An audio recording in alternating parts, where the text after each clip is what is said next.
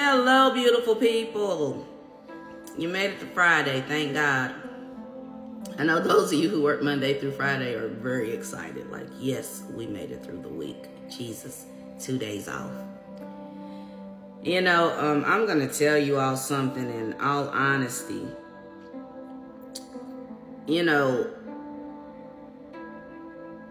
I have a pet peeve, and it is people trying to control others. This is in the workplace and in the church. They have an idea that may work for them, but it doesn't mean it works for everyone else.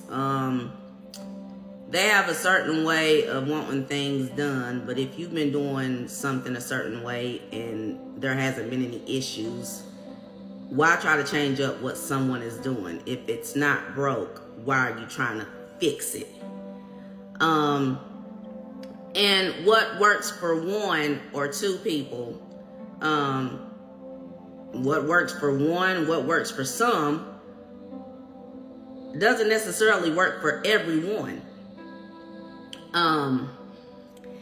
It's a pet peeve. I can't stand it. I can't stand this spirit of control, this narcissistic spirit, Jezebel, Leviathan, then never wanting to take accountability for anything. Try to make it like other people are the problem when really, in all honesty, you are the problem and you need deliverance. It's not about you. It's not about how you want things done, as long as things are being done properly and no rules or laws are being broken.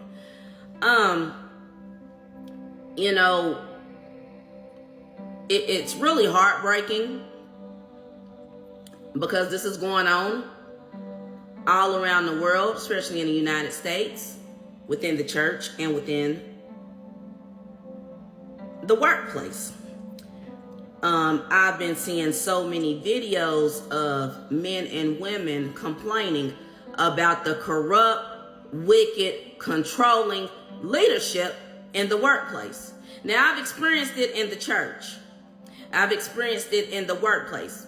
The saddest part is people be afraid to speak up against it out of fear of, losing their position from retaliation. But when you know that there are laws in place, workforce laws in place, workforce lawyers that are ready to fight for you on your behalf, you do not walk in fear of retaliation or anything else from any corrupt, wicked leadership, abusive leadership, whether it's in your church or on your job. If you are hired, you are staffed on a church, there are workplace laws that protect you, so you don't have to go for the okie doke, the abusive leadership in the church or on your job, wherever your job may be. Period. Lord, help us. The truth is this.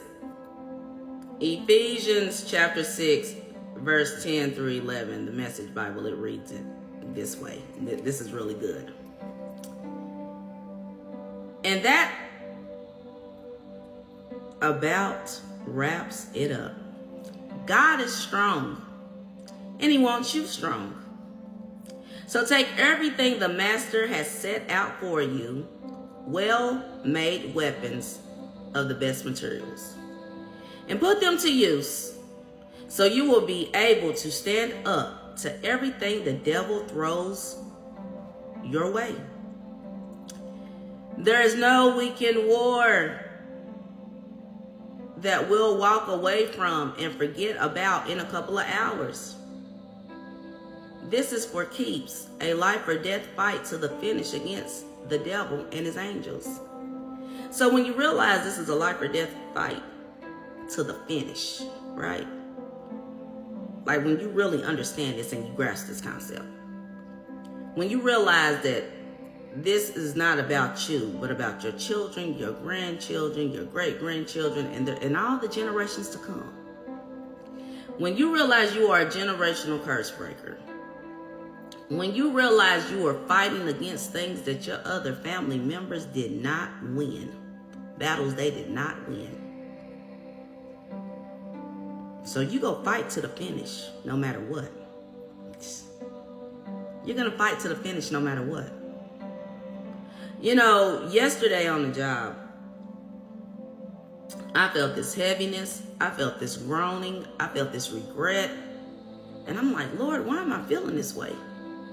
I didn't understand it yesterday, but it was heavy, heavy, heavy. And I was constantly in prayer, but it was heavy, heavy, heavy. This morning when I woke up in the presence of the Lord, He let me know that, daughter, you were feeling what your co-workers are feeling. They are feeling heaviness and regret of taking this job. Some of them are hating that they said yes to this job. But yet they are in a situation that if a man or a woman does not work, they do not eat. And at this point, they're stuck doing a job until they find something better. Pray for your co-workers, daughter, and they need it. You've been praying for yourself and been praying for your peace on the job because you see what goes on in the marketplace, in the workplace. You see the people complaining on social media everywhere. So this is a worldwide thing, especially in the United States. This is an evil, wicked spirit that is in the leadership. It is demonic. It is spiritual warfare, daughter. You know it. You've seen it. I've warned you. I've told you. And now you need to pray for your co-workers and their sanity. Many of them are going through depression and anxiety because of this job. Many of them are walking in fear of speaking up about things that they know are not right because they are afraid of losing their job. But you know the laws, the rules, and the regulations. And if I have you speak up, you better know. You better speak up. Cry loud, spare not. Use the weapons that I have given you to stand up against everything the devil throws your way. And then he gives the scripture in the Message Bible. I already knew he was talking about the full armor of God, but Jesus, the Message Bible, just made it beautiful, right? You know, I'm telling you, being able to feel the energy, discern the atmosphere, the shifts, the spiritual activity, like this thing, I'm telling you, it becomes overwhelming. And although yesterday I was sitting in peace, I could hear people complaining and crying out. And I'm like, what in the world is going on? And after being up until like 3 a.m.,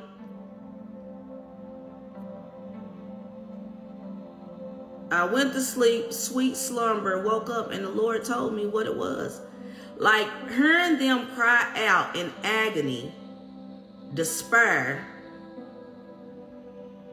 Like, what am I going to do? I need this job to pay my bills, take care of my kids. Like, I'm hearing these people say this in the spirit, man. And it had me up. It had me up. It had me up. It had me up in prayer. Like, God, help us all.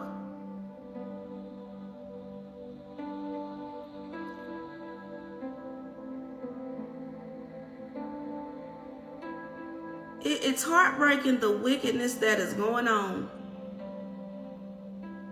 in the workplace of people who's trying to do the right thing, want to do the right thing.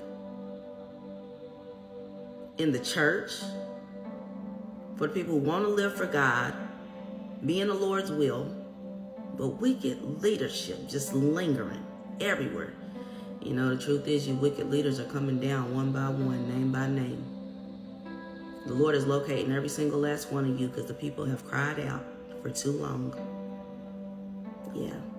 The innocent people that are being silent on the job, the Lord has heard their cries. The innocent people that have been quiet in the church, the Lord has heard their cries. So you wicked leaders, your days are numbered. It's going to be a domino effect. One fall and the rest are going to fall in line. Sit back, wait for it, watch, and just know that you have been warned. You all enjoy your day. Be blessed and encouraged in Jesus' mighty name.